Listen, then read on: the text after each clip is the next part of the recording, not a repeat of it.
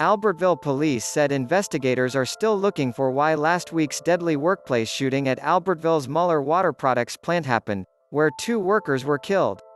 Police Chief Jamie Smith said this afternoon that detectives have already logged numerous hours investigating and have interviewed numerous people with several more to go. He expects the investigation to be a lengthy process. Workers returned this morning to the plant, which makes fire hydrants, for the first time since the shooting last Tuesday. The company announced last week that counselors for employees would be on site today, along with management and members of the executive leadership team.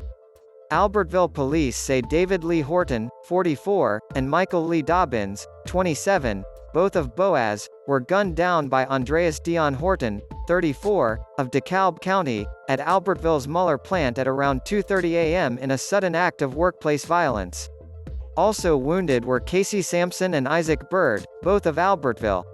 Sampson and Bird were transported to Marshall Medical Center South and later to Erlanger Hospital in Chattanooga. Investigators say Andreas Dion Horton, also known as Andy, apparently used a handgun and shot the men before fleeing the factory.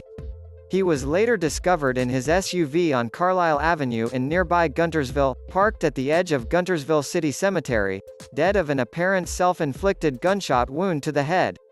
Multiple weapons were recovered from the vehicle, police said. Andreas Horton was parked along a road overlooking his mother's grave. Smith said a motive for the shooting remains elusive, but work to uncover information continues.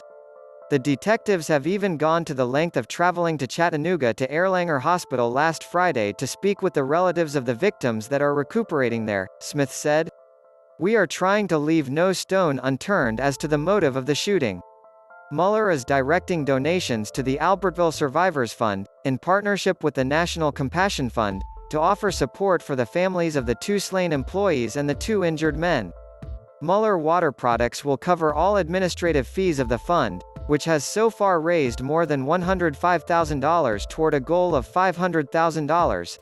Donations can be made here.